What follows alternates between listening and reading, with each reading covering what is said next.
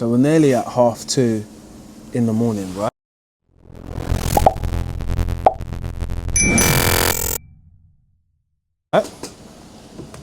Just having a little chill, having a little drink. And I thought to myself, it's a perfect time for me to start telling you about the times when you're going to get seriously tired when you're at work. So at 8 o'clock, I'm feeling perfect. Have something to eat, 10:30, cool, let my food settle, 1 o'clock, 2 o'clock, yeah, it's running all right, 2 o'clock, your eyes start to get red at this time. 3, 4, remember, by 8 o'clock, 9 o'clock, you still got to drive home, you know. So I've always got the windows down, getting as much cold air to my face as possible because I'm tired. And I just wanted to let people see the reality of what it's really like, because I reckon a lot of us look at it for the money purposes and say, yeah, I'll be able to do it for the P. I like doing it for the P, but I know that it's not something you can do for a long time. Maximum, if I was to do this any term long, would only be for a year or 2 years. That's it. You'll be able to get a lot of things what you want in life because you're not spending at the same rate as other people. Yeah, you have got outgoings, I've got outgoings like other people, but I'm not available to go shopping and do certain things because I'm at work quite a lot. But I'm at work more than I should be at this present time, just because I'm doing a lot of overtime. And I think that's the only way how to make it work for you. I think if you do the bare minimum of anything, you just get the minimum amount of money. The minimum amount of money is not cutting it anymore. Not for me personally. So I like to push it to the brink and see what we can do in it. And it's been paying off most recently. I wouldn't say it's something that people can do for like long term. Like, I've not seen anybody in the last 3 or 4 jobs what I've been at who has been on the cards for longer than 5 or 6 years and they're doing continental shifts, days and nights. No one. I've not seen anybody. And anybody who's done like 3 to 4 years, first thing when I speak to them, they're saying I'm looking to jack this in, because it's taking a toll on them. You can see the tiredness in people's faces. You can see people just want to break and just want to go home at 5 o'clock, come there at 9. Do you know what I mean? Take it easy. And I think that if it's possible and you can get paid the right type of money, go for it. You know, I just think that this climate at the moment, if you're trying to get it, this is just one way how to get it. You know, you need multiple incomes. Can't just rely on this one income. But this one income is very good. I can't lie to you. But you will be hella tired. Like I said, I'm so tired when I go home. Like I said, we're coming up to 2:30 now. Gonna watch something soon. Got a little bit of editing to do with my content. But I've still got another 6 hours at work. You know? And then I'll be able to have a little nap. But this is the reality, innit? I'm going to keep showing you different times as well, so you can see the difference in the time. Because you see people's energy when they're on camera, innit? My energy is kind of like middle now. Before, when I started the day, it was up. But now, I know I'm coming towards the end of my shift, but I've got an extra 2 more days, because this is 72 hours in 1 week. Again, this is reloaded. So I've done it before, and now I'm doing it again. But I wanted to show you that when you're on different shift patterns or different times when it comes to days and nights, you're either going to be busier or slower. And some weeks you might be slower, as in like there's not that many jobs. I'm thankful though, don't get me wrong.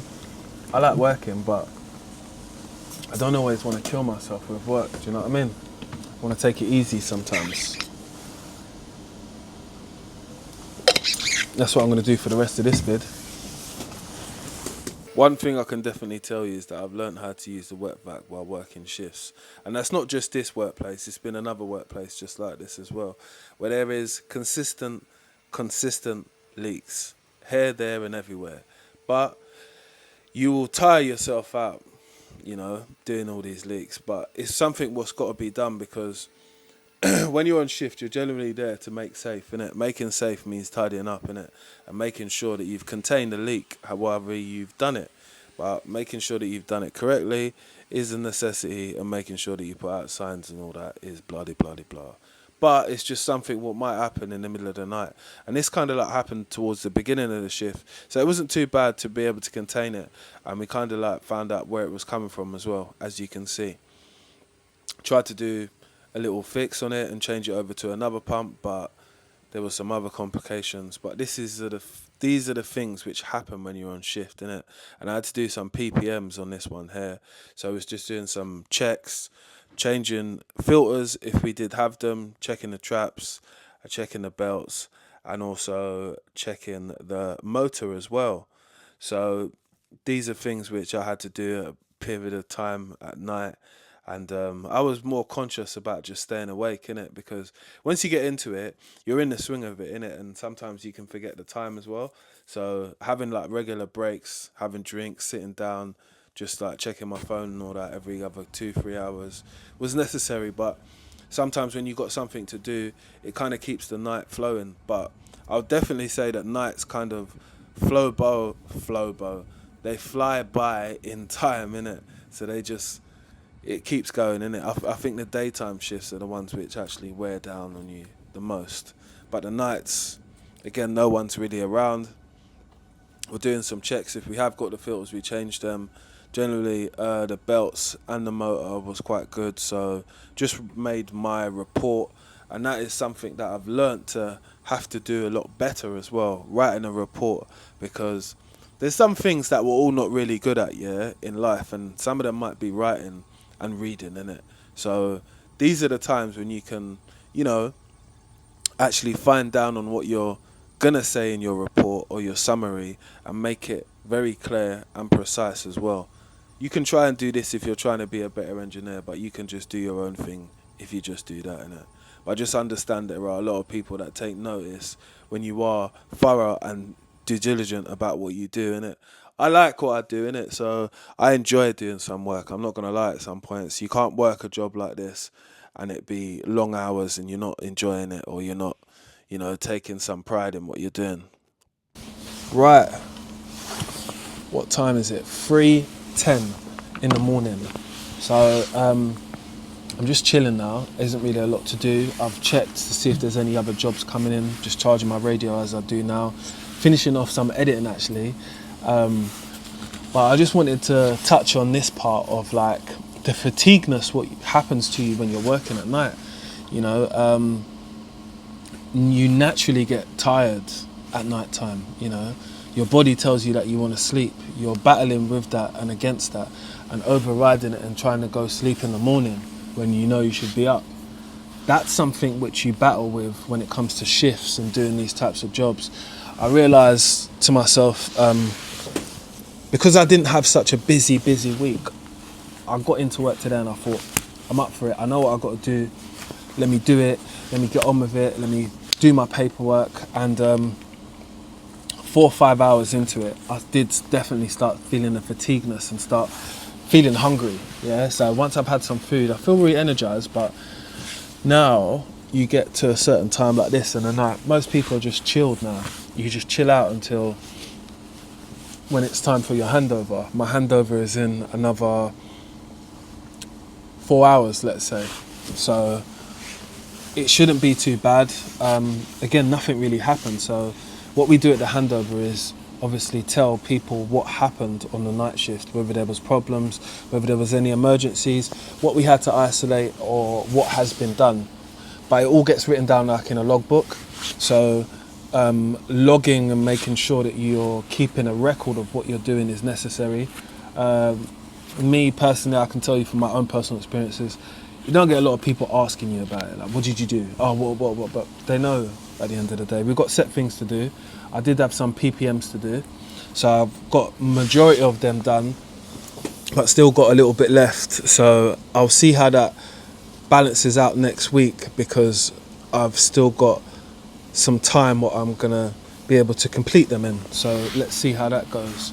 But the vlog was just for me to show you the different times in me being awake, the different moods that I be in as well, because I definitely want to say, no matter what type of person you are going to be quite moody working at night.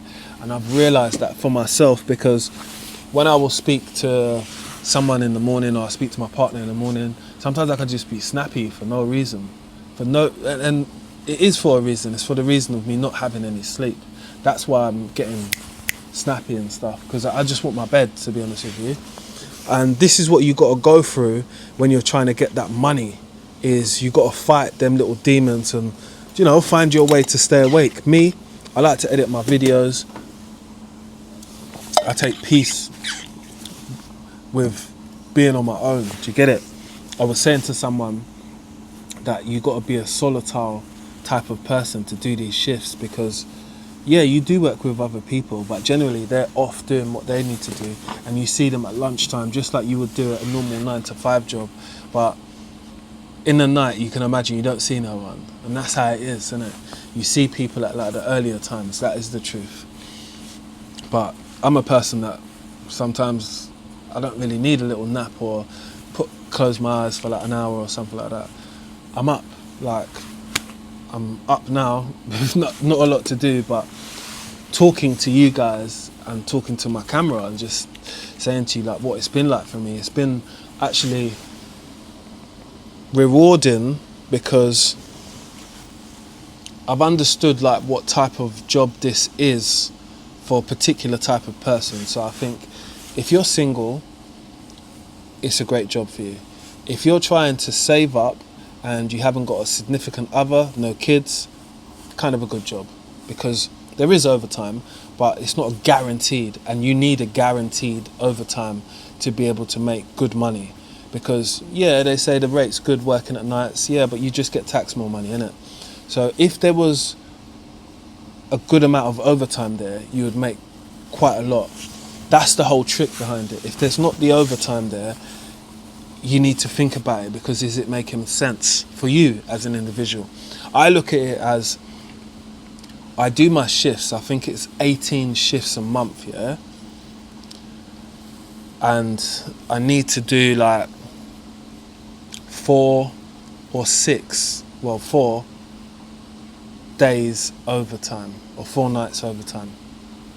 And that's quite a lot of money.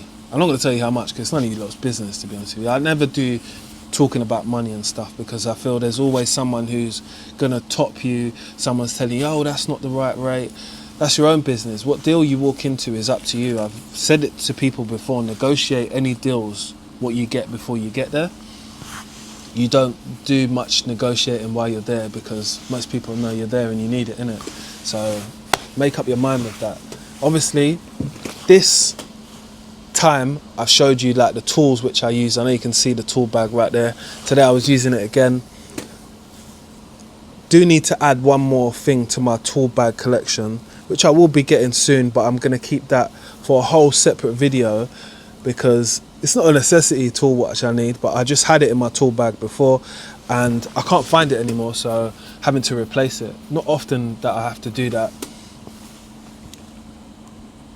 And another thing which I will definitely say happens when you're working at night is the level of forgetfulness. Like, you forget that you've done something and have to walk back or walk there, or like I thought I had my radio on me, but I've sat down and I've left the radio where it is. So you always got to kind of remember these things. The radio, that's really important, you know. Like, again, it's quite quiet after a certain time.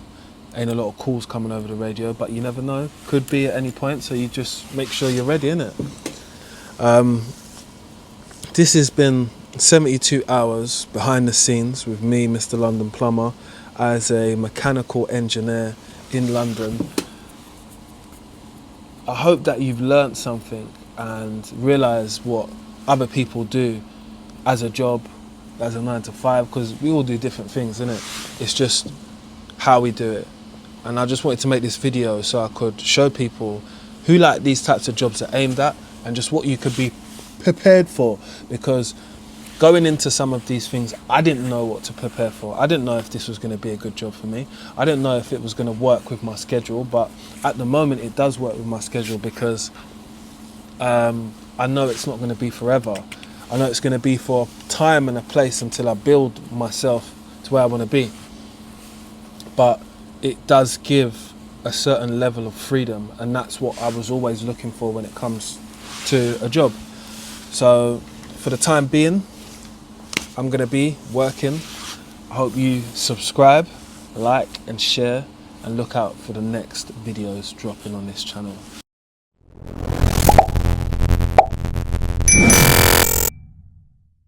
Let's get it.